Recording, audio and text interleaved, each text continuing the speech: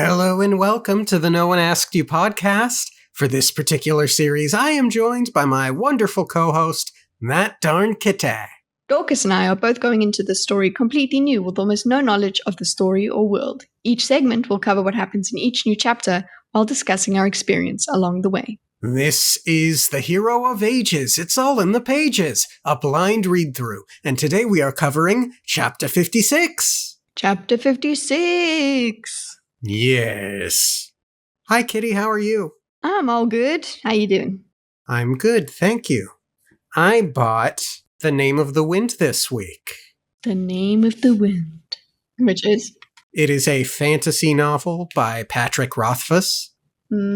I was working tremendously hard on my own writing this week, and I was really, really struggling with the prose. Some of it may just be that I'm uniquely hard on myself, but all the same, there was still that sense of struggle. So I wanted to look to examples of good prose for inspiration. And I have also been looking for something to fill the Friday slot once I'm done with Eye of the World. And obviously I can't do the third book in the Memory, Sorrow, and Thorn series because I don't want to start a new series with the third in the trilogy.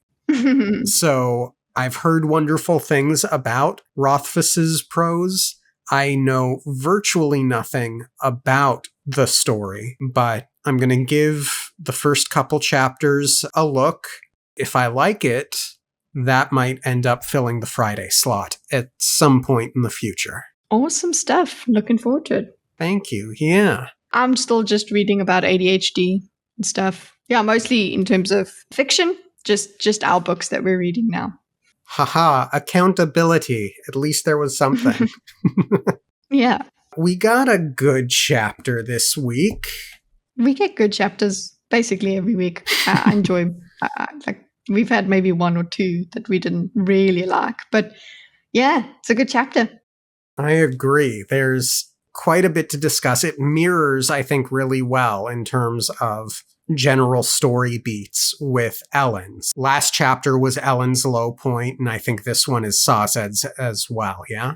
Yeah, that definitely makes sense. It feels like, okay, the world's going to end by the end of this part, and then the next part is however the hell they deal with it. Yeah, perhaps we should wait until we go through the epigraph, but I really feel like we locked into something in the last chapter in terms of my theories. I'm really feeling like Elend is going to become the new preservation, Vin is going to become the new ruin, and I'm kind of feeling like Sazed is going to use both of their powers to make a new world. That's where I feel like this is heading. Yeah, it makes some sort of sense. I just don't know if they're... Yeah, so you just want Sazed to have that middle thing.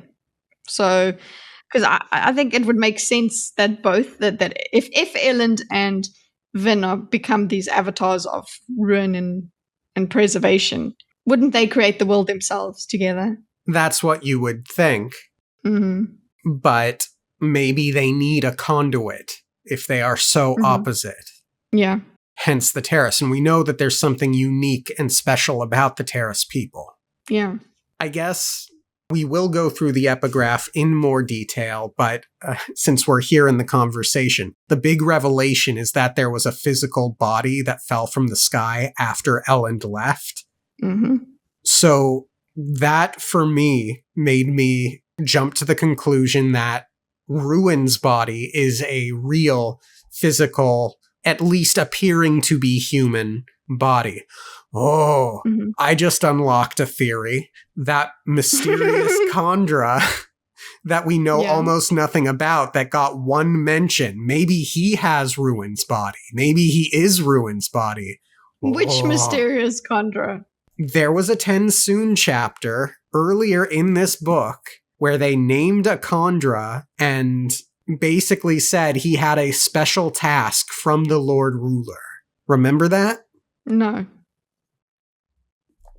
I do not.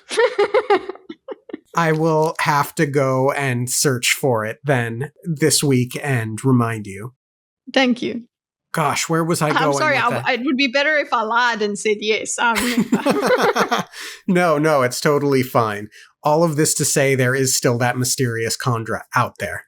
I think it's more likely that he was the one that had to hide the body. He's not the actual body. Sure. Possible. Where was I going with that, though, before I had that thought? I guess it's gone. So you were on the point that they have physical bodies. You were on that point. Yes. Okay. I think it had something to do with the theories I wrote down. Reen was never real. Ruin's body is Reen's body. What do you think of those? No one we know has seen Reen.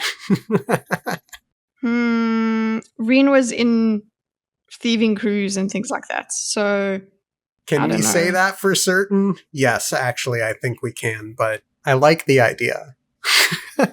Yeah, I mean, it would be, I don't know, I feel like it would be cheap if it was suddenly a reveal that it's like, oh yeah, it was all in her head. Reen was all in her head. I'd be like, okay. It would be very tough to pull off. Yeah. But there is something kind of neat about it. Oh yeah, I can imagine it like Ruin going, I wasn't just always in your head. I was there. I was your brother, blah, blah, blah. I hope that's not true. I don't know. I just don't like it. The thing of it is, I have this kind of assumption that Ruin's body... See, that's another thing. Reen, Ruin. Very similar names. Ruin's body has probably been missing for at least 1,000-year cycle. So how could it have been Reen in the thieving cruise? Unless it genuinely was all in her head, and I don't think Ruin had that kind of power so early on. Yep. Oh, and we do know that the Inquisitors supposedly killed Reen, but then again, they were probably almost influenced by Ruin as well. Yeah, that would be a bit of a leap, though, because then again, it's like, how much power did Ruin have? It's very selective. Yeah. Anyway, the epigraph opens with us more or less learning that preservation died. That moment with Elend was the last moment of its life. So there's no hope that he's going to come back and illuminate stuff for Elend. Yeah, so what happens to his power then? There's no power? It's gone? Well, that's sort of the wonky thing. In the last chapter, we know that their personalities can be separated from their consciousnesses? Essences? Essences, right.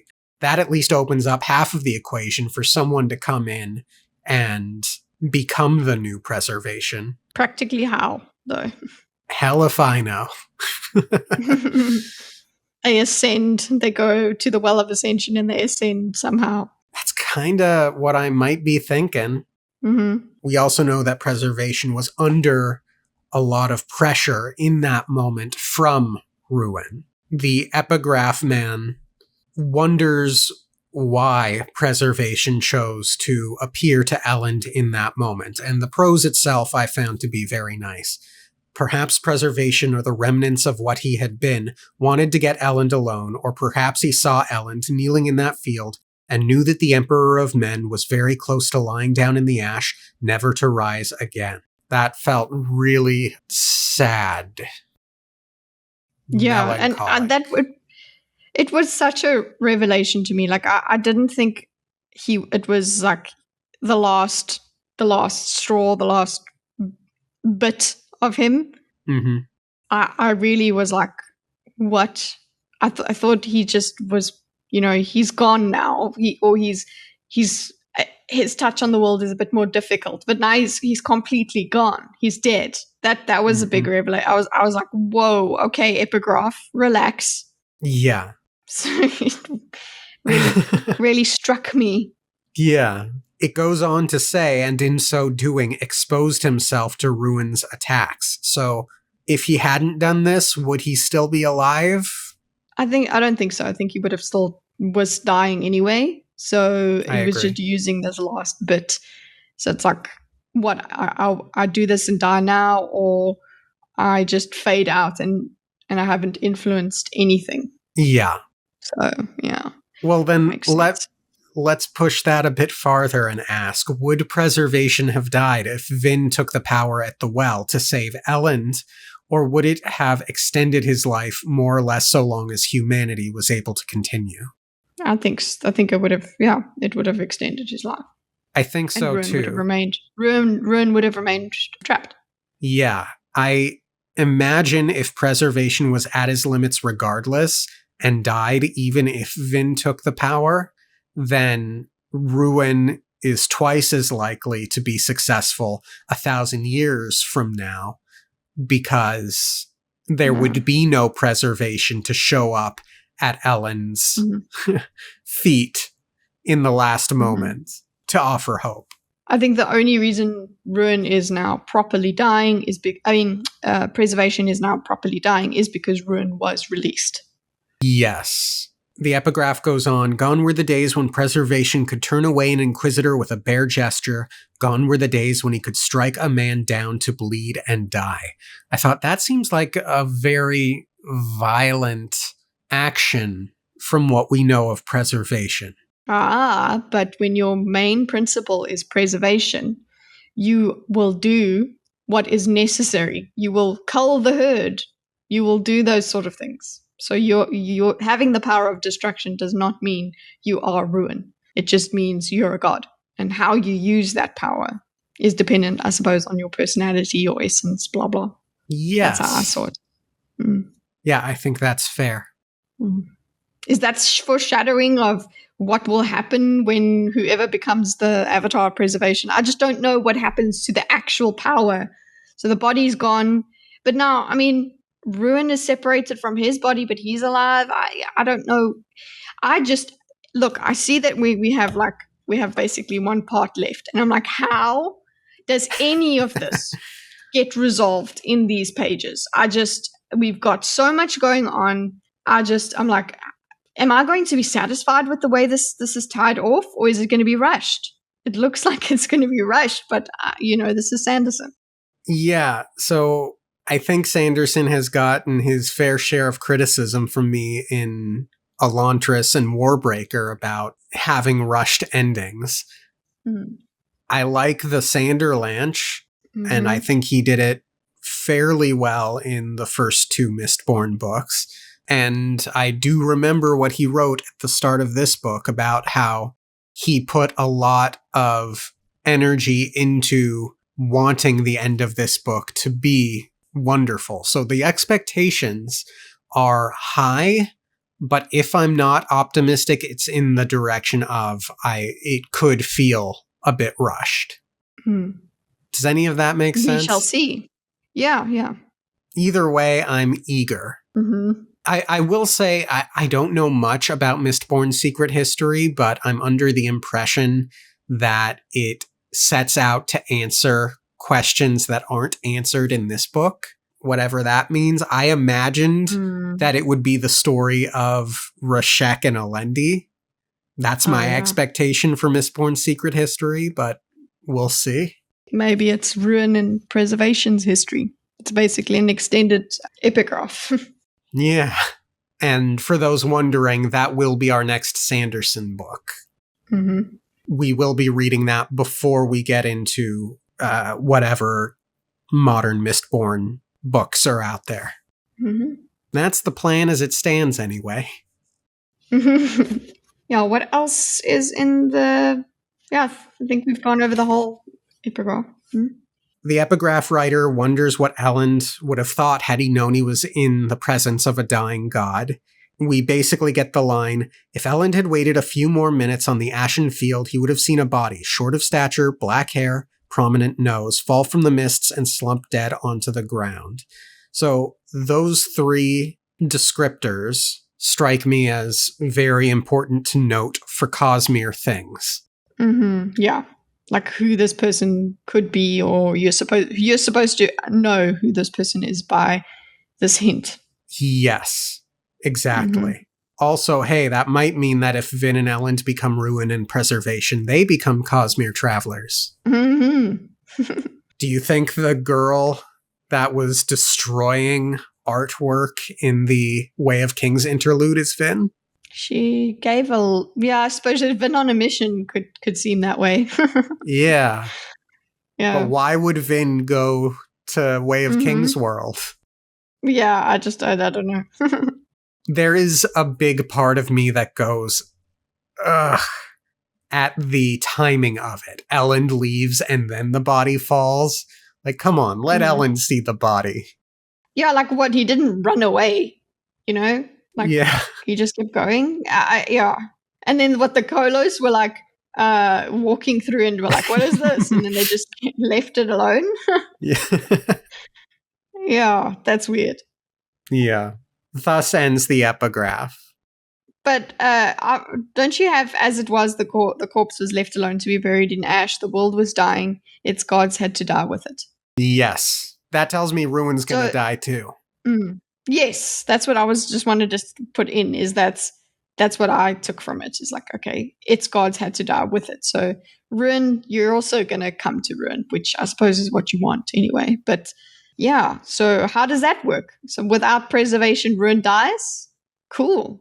Yeah. What happens to the humans?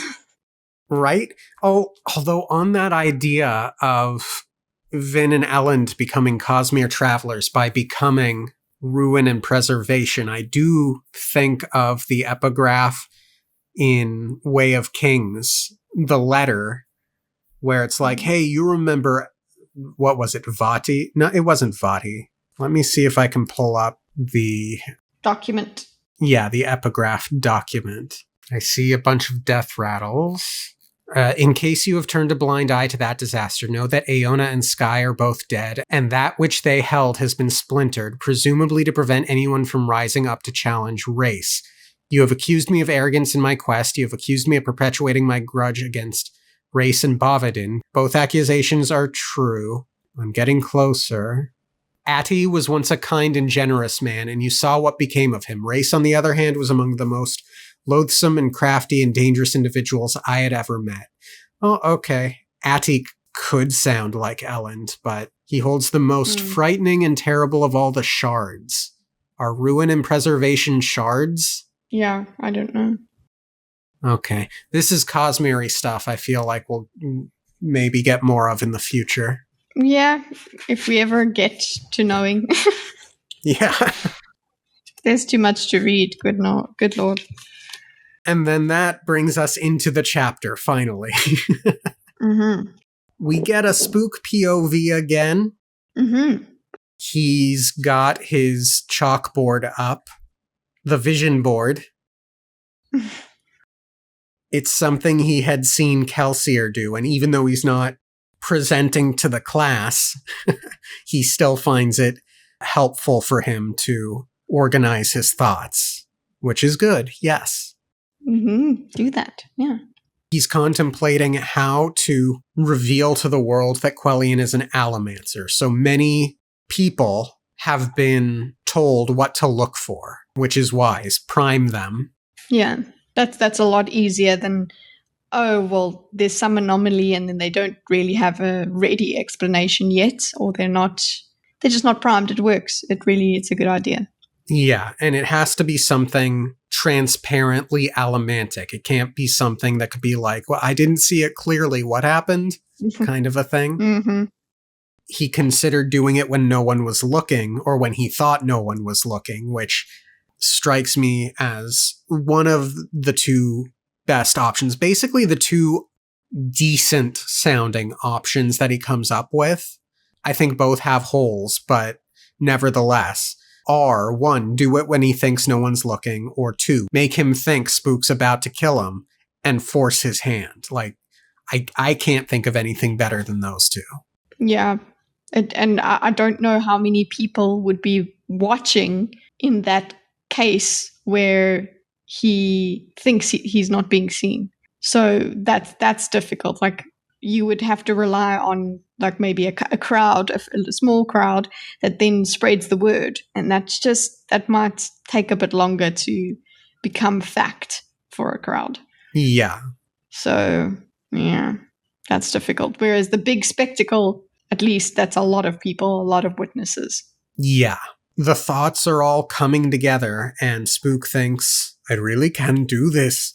I always felt such awe for Kelsier's leadership ability, but it's not as hard as I thought.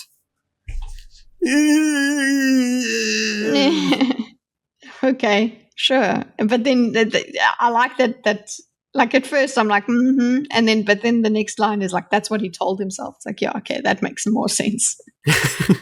Yeah. It's good that he realizes that, yeah, you practically, there's nothing magical about those things. It's literally a man thinking and putting things down. The difference as well is that Kelsier was asking everybody for plans and putting them on the board. But here he's by himself and he's putting his ideas down, his own ideas by himself. And I wonder if that's a bit of a weakness, if he's not discussing that with other people. It's just that he's just like, well, it's mine now. It's my mission. I'm going to do this. Yeah, I don't really see any particular reason why he couldn't have, say, Goradel and Breeze with him looking at the board and working on it. Other than that, I know externally Sanderson wants to set up that moment with Beldre later on. Mm-hmm. But yeah, he's at the very least getting good with the feigning confidence for those around him. Fake it till you make it. Yeah, I think he's got confidence. It's real confidence, but then he does look at it and go, oh, yeah, you can be confident and recognize that it's quite high stakes in front of you. Yeah. See, but then even there, the sentence goes on to say he tried not to think about the consequences of failure. So there is sort of a dangerous element to it. Like, is he being confident, or is he not worrying about something that isn't an immediate concern, compartmentalizing, or is he being dangerously, what's the word I'm looking for? Aloof? No. Reckless? Yeah, that's probably as close as I can get. Or is he being reckless? Mix of all. Yeah. And he also doesn't want to think about that he holds Beldre hostage. Like, that's just these are all the thoughts that he tries to avoid, because it's like, this is the situation he's in. So it's like, yeah, if I fail, a lot goes down, which just after what we've just read about gods dying, it's like, okay. Yeah, there's bigger problems, but I obviously this is what you're focused on at the moment. And yeah, he's upset. He doesn't like that he's got Beldre hostage. This is not how he wants to have a friendship or something more with Beldre. It's not through Stockholm Syndrome. He's not happy about that. Correct. And then we get a paragraph detailing how sometimes Spook will wake up having burnt all his metal and everything is essentially numb. I'm like, oh, Spook, you addict. Wean yourself off if you can. Yeah.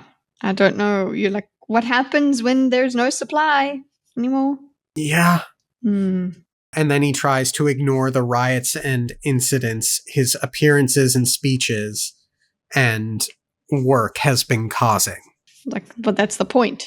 But yeah, it's the burden of leadership, the burden of the things that you have to do that are unpleasant, but for the good.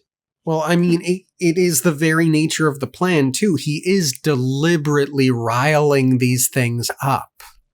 So... But yeah, he feels, at least he has some sort of, it sucks that this is what's necessary. Yeah, so there's conviction, if nothing else.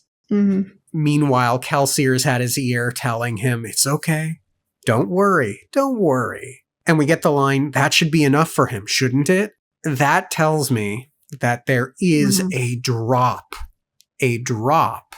of Spook possibly being able to say, wait a minute, you're not Kelsier, in him when the time comes. Because it's not enough for him at the moment. Yeah, possibly. Somewhat. There's possibly, but yeah, this just makes me go. So what they're up to here is what Rune wants. Yeah. Unless he's just saying, "Don't worry," so that they can fail. But yeah, I don't like that Rune is okay with what's going on. Yeah. Beldre approaches. She's in a dress without perfume. And the without perfume line does make me think of how Vin likes perfume. And this sets her apart a little bit. Yeah. Of course, it may just be that there is none. Yeah, I wonder. But if they looted and got dresses for her, then maybe they would have got perfume. But then again, True. He didn't say, "Oh, and you're not wearing perfume." Like, so yeah, I think it is there to do a literary, like, hey, there's no perfume. It's not. I agree. Just more description, setting the scene. I can't smell. Yeah, I've forgotten that. You've told me that before. I can't believe that. That's crazy. I only had like selective loss of smell, and that was crazy. Like bad smells I couldn't smell. But yeah, I can't imagine. Smell, it protects you. So it does. Yeah, having no sense of smell, that's pretty crazy. That's pretty wild. Yep. Beldre is fairly happy to be wearing a dress. She hasn't worn any in years. And as you had suggested earlier, Spook was able to essentially loot them from noble houses because no one's been wearing them. Mm-hmm. Beldre takes a look at the vision board, and none of it makes any sense to her. Apparently, it's written in Eastern street slang. That was a great reveal. I like that. I was like, oh yeah, of course. That's pretty cool. Yeah. It's sort of weird. I kind of get the sense that he did it because he was comfortable reading it that way. But we haven't heard him speak Eastern street slang since the first book. And so much has happened since then that I feel like it would have been more beneficial for Sanderson to have the justification be here so that no one else would be able to read what he's thinking, rather than, it's just easier for him to read it. Then again, for all intents and purposes, it's nearly its own language. So I doubt if I learned Italian and spoke it for 10 years, English would ever be less comfortable than Italian to me, if that makes sense, yeah? But as a kid, this was him as a kid. He spoke this language, so this might be. It's like it's turned into his native tongue, his first language. So it's maybe the language. It's not the language he thinks in, which obviously would be more immersive if that's the language he was thinking in. But True. Yeah, so I think it does have a double-edged thing where it's difficult for people to understand what he's doing and therefore to criticize it if they had any criticism. Yeah, so it has two purposes there. And it's Could you imagine entire Spook POVs in Eastern street slang? Yeah, just what? No. Like that would make more sense, but yeah. Yep. I'm glad he didn't do that. Yeah. Spook explains to Beldre that he wrote it in Eastern street slang. We get some really nice bonding where she's asking, like, what does this word mean? And he's like, wasing means was doing. Wasing the run of there means I was running to that place. He's explaining it to her, and it's cute. Yeah.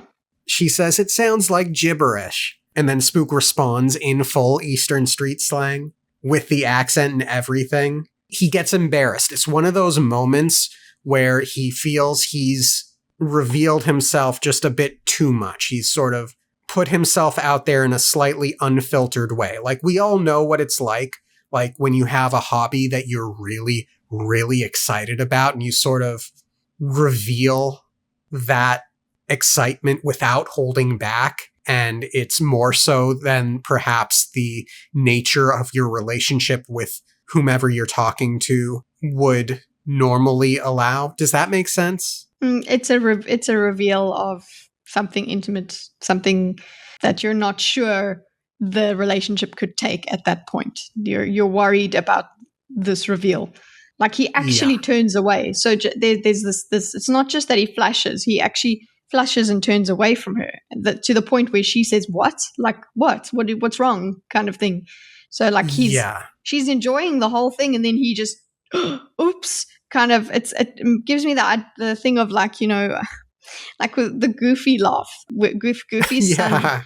Like yuck. He's so worried. Yeah, he's worried about that yuck coming out because that's his laugh, and that's worrying and scary and embarrassing. But the girl likes it. So it's the same thing that like this part of him comes out, and then he's like, oh my God, no, that's not me. This is what I mean by Spook, like trying to disregard the person he is completely to be someone else. This is not real. That's not yourself. So this is the unhealthy part.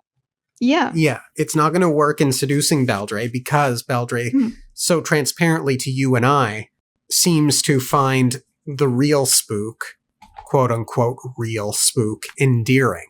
Yeah. He's interesting and it's who he is. And even then, like, even if she didn't like that, I would still say, this is wrong. It's wrong to hide that part of you because at some point it's going to come out. The stress of trying to be someone else a lot of the time, the incongruence between your true self and your external self, it's psychological stress that you are going to have to deal with at some point. Yeah. Add in elements of he has a thought basically saying the others made fun of his slang, even Kelsier, and he chastises himself for doing it in front of Beldre. But there was a part of me that was like, and it's even highlighted later on in this chapter, you chose to adopt Eastern Street slang, Spook. If it's bothersome for you, stop. Like, don't use it. No one forced you to write it on the board. Yeah. But then again, it's not that bothersome. It's himself. If it's just for him that he's using it there, then that's fine. And if people find it silly, the thing is, what's the point of having that language when you can't speak it with anyone?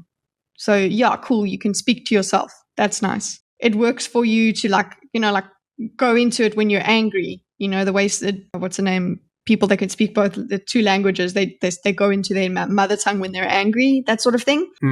Yeah, he can use it that way, but it seems like he had to start speaking normal language because nobody can understand you. There's a practicality. Yeah. We get the line, why was it that she could always make him fall out of his leadership role and return to being the old Spook, the Spook who had never been important? I mean, to build on everything you've been saying, Kitty, she's bringing him out. To a degree, he even thinks of himself as putting on a facade of leadership, of confidence, to fill this leadership role, and she is someone you can be yourself around. Yeah. It's good. You're doing good. Yeah, and he needs to marry those two things. He needs to have himself and the leadership role together. He doesn't have to have this split between that's not how we work. You can merge those two. You can have the leadership role and be yourself at the same time in terms of still have a certain language, still have certain thoughts. It's just you can't choose to be an entirely different person. It's just not going to work out. Yeah. So this inner monologue, this Spook was never important. It's frustrating, but that's what it's supposed to be. Yeah. Then we get this exchange. It's 4 lines. You shouldn't be ashamed of the accent. I think it's kind of charming. You just said it was gibberish. But that's the best part. It's gibberish on purpose, right? I was wrong. It was 3 lines. There's a little bit of Siri in that last Beldre line that I really like.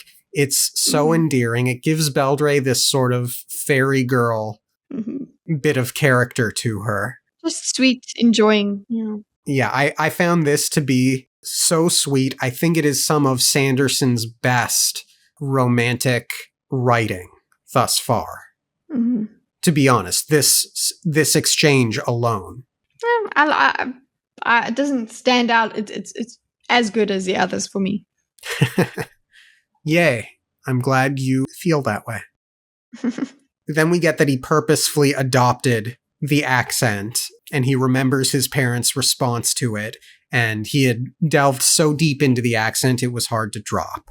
Beldre asks what it all says on the board, and Spook kind of sloughs it off, which Beldre will remember that. There used to be these games where you could, make decisions, and you would get this line at the top of the screen. X character will remember that. Kind of a moment, but then Spook reminds himself that Quellion always sent her away and made her feel unimportant. So Spook decides to let her in. And I think it's really good. And at this point, going through it the first time, I had thought to myself, she is going to be the one to figure out how to get Quellion to reveal his powers. So that doesn't ultimately happen in this chapter, in this moment, but bringing her into this decision-making process, considering I trust Beldre, I think will lead to success, lead to goodness in the future.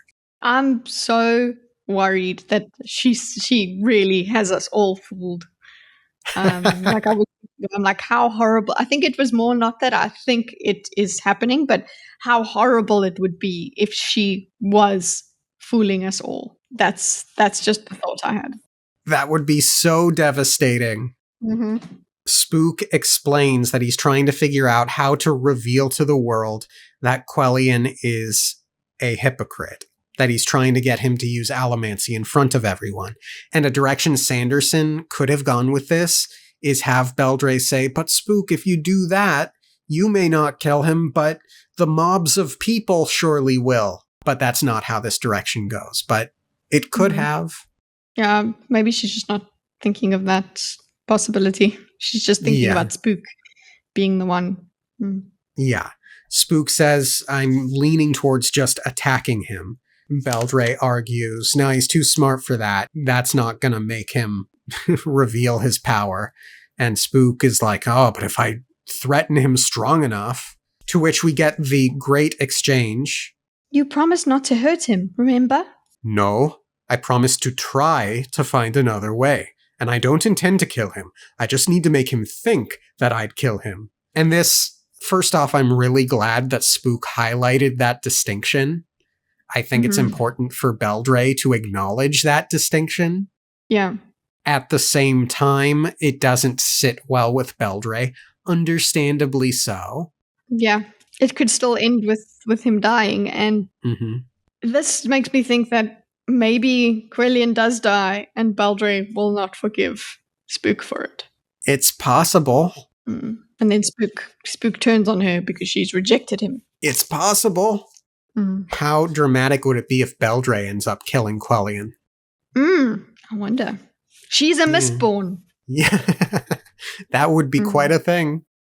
And then Beldre does make Spook promise that he won't kill him. Good. And that will be a sore spot between Spook and Ruin later, I think. Yeah, because Ruin will be like, kill him! And he'll be like, no. Beldre says she wants to write Quellion a letter, which I think is probably a good idea.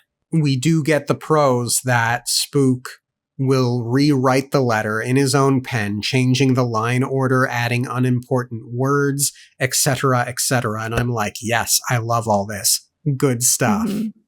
Yeah, it's just normal. It's like Vin's instinct, street instinct is just like, so he likes Beldre, but he knows that she's capable of ruining everything.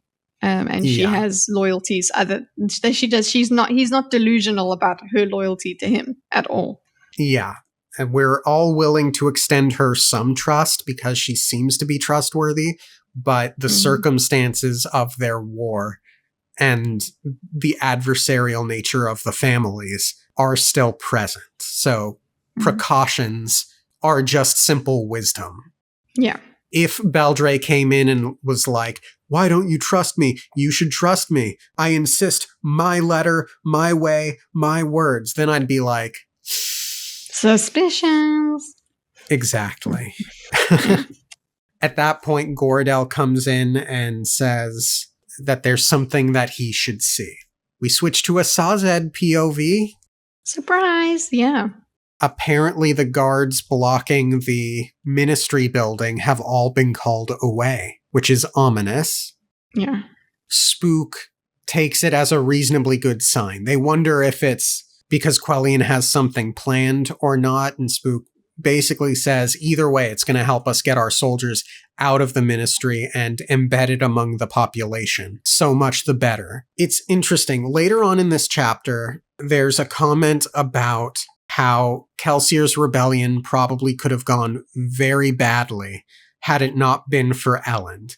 And we'll have that discussion in bulk when we get to the line, but it is important to note that Kelsier did not fully embed his people among the population before that night. He had started that process, as I recall, but not to an immense degree. Am I wrong in that thought? He had started arming people. No, he hadn't started arming people. He had prepared arms for them.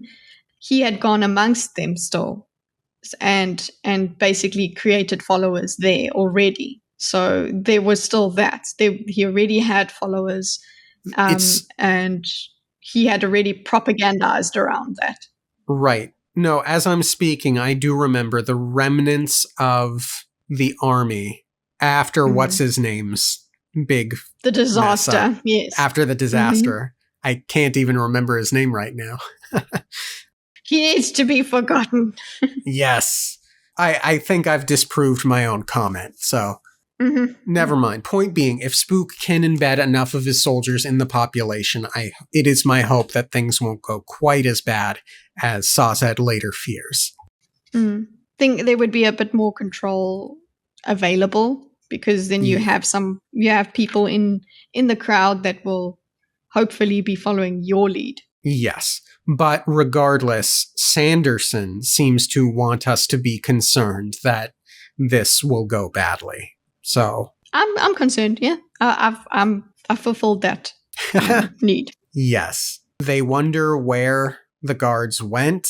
Breeze makes a comment about sending out the scouts to find out, and Goradel looks to Spook for confirmation, which surprises Sazed. Slightly. Sazed kind of chastises himself that he shouldn't be surprised, because they had all agreed that Spook should take the lead, and they are all essentially equals. They were all in Ellen's inner circle, and of the three, Spook was the best warrior. It made sense for Goradel to look to him as a source of authority.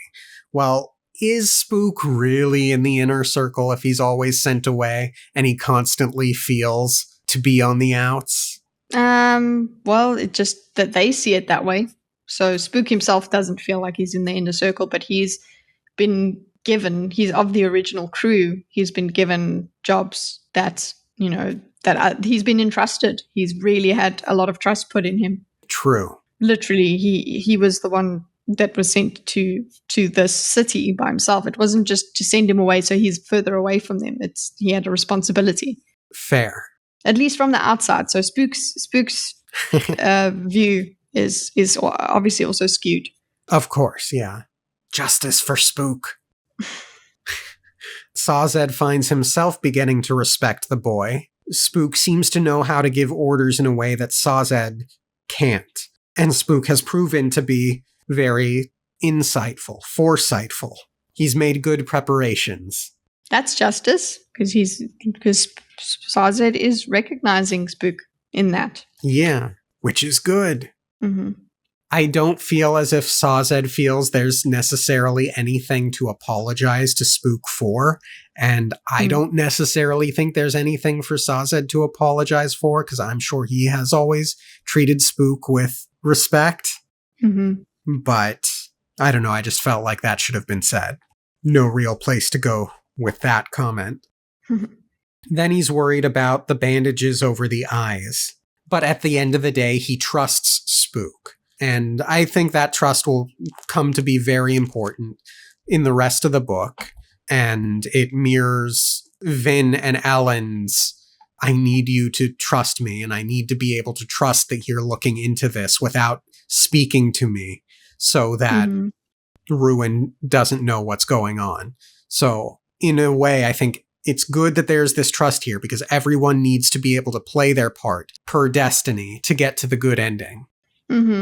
But what's really scary is that Spook has Ruin in his head. Yes. So if Spook does as Ruin is telling him to do, Sazed is essentially trusting Ruin. Yes, but for the moment, Sazed doesn't know that. And of course.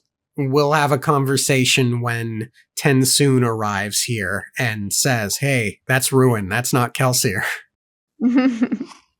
But I'll play Kelsier. I'll put on his bones.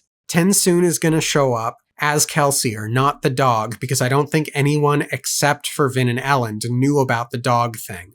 And Tensoon won't have another body.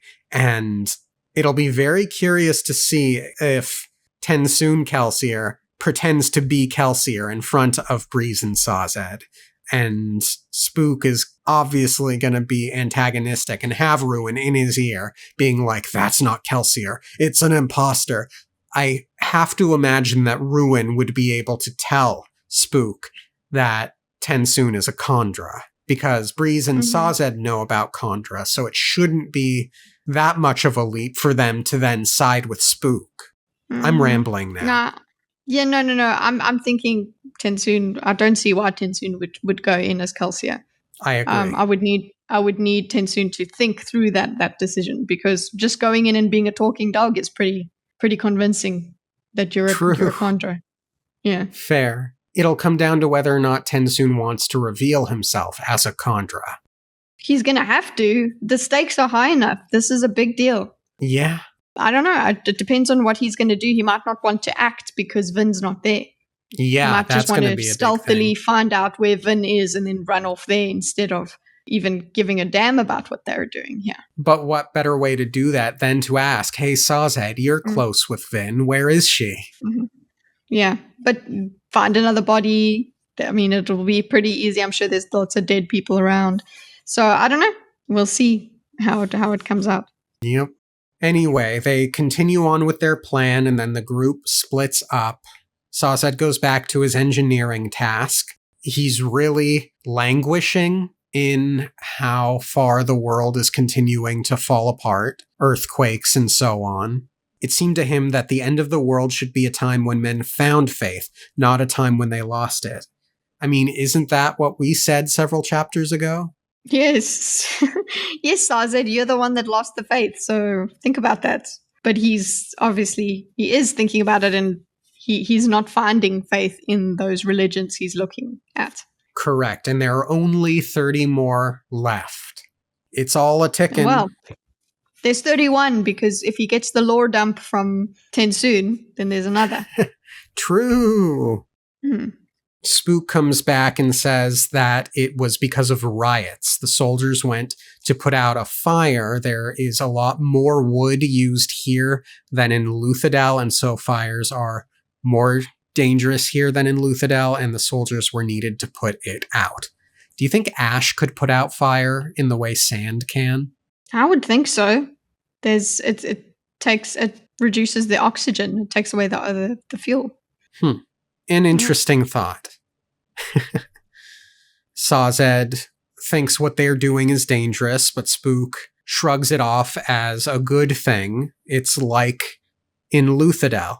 And that's when we get the line, "Only the presence of Elendwenture kept that city from destroying itself. Kelsier's revolution could easily have turned into a disaster." I wrote, I disagree. I mean, it could have landed up going into exactly what happened here, though. I disagree. You're just being a spook stan, I think. No, I'm being a Dachshund stan here. Oh, well, Dachshund was dead. No, but we're talking about the night of the revolution. Okay, Dachshund was alive then. This was before book 2.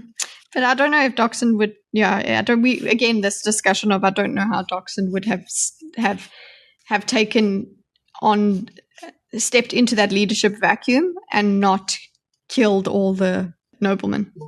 Yeah, so we've had this discussion before, but not in a really long time.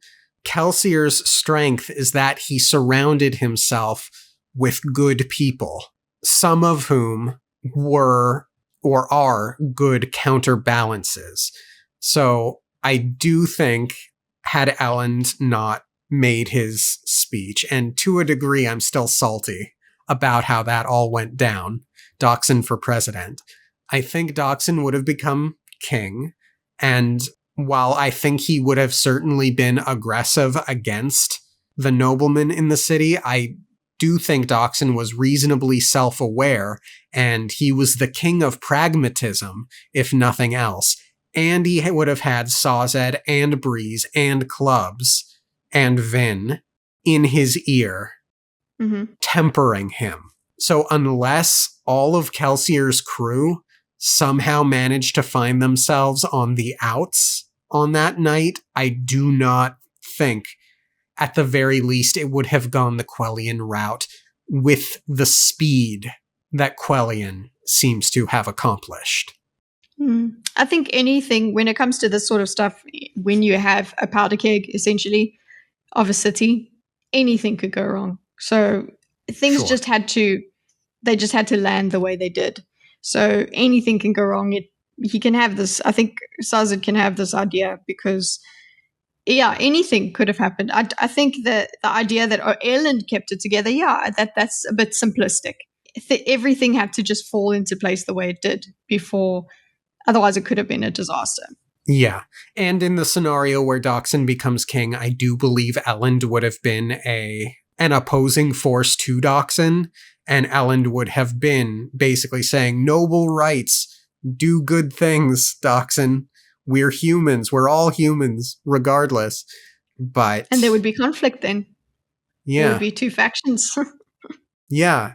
I think that could have been such an interesting way to go. I really do still struggle to believe that after everything the Ska had been through, they went and elected a noble king based off of one speech. It must have been a hell of a speech that we didn't get to see. Spook reassures Sazed that it'll be all right, and Sazed is pessimistic. Spook says, "You don't believe me?" "I'm sorry, Lord Spook. It's not that. It's simply that it seems difficult to have faith in anything lately." And without any sort of outlet for all of his frustrations, he vents to Spook. And I really do like the Sazed leaning on Spook of it. There's something unexpected about it. Like, what an unlikely pair to find such solace in each other. You know what I mean? Mm-hmm. Yeah. I like I don't know what solace Spook is getting from Sazed here, because Spook takes it, you can see Spook's interpretation of this is that, Sazed is judging him. Sazed is finding him inadequate. That's Spook's thing here. Whereas Sazed is it's just about Sazed. It's his feelings that are actually going on, which is another thing that happens when you're so focused on your own feelings of inadequacy. You start interpreting everything as, oh, other people don't believe me. This is just the way. Nobody could ever respect me anyway. Sure, except that there is a Spook POV in this exchange. I don't mean a literal point of view, like prose thing. Spook almost seems to think that he's being like tested by Sazed, because as Sazed's listing out all of the things that are on his mind, Spook takes it and says, "I understand what you're doing, Sazed. You're trying to find out if I doubt myself. I guess you can see through me." I feel like Spook here thinks Sazed is trying to teach him something more so than anything else. He's maybe trying to remind him of Tyndall, which he brings up later. Yeah, he says, "I do wonder if I'll fail. I guess Tyndall would be annoyed at me, wouldn't she? She didn't think that leaders should doubt themselves." Was Spook ever in the room during any of Tyndall's lessons? I know he was about during the girls' day out. But I don't remember if he was ever there for any of Ellen's lessons. I think it's common knowledge that she was teaching him, and also she's just got these ideas and he was listening. Sure.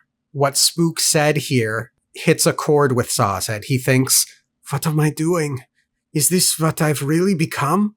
During most of my life, I resisted the Synod, rebelling against my own people. Yet I was at peace, confident that I was doing the right thing. Now I come here where people need me most, and I sit around and snap at my friends, telling them we're all going to die.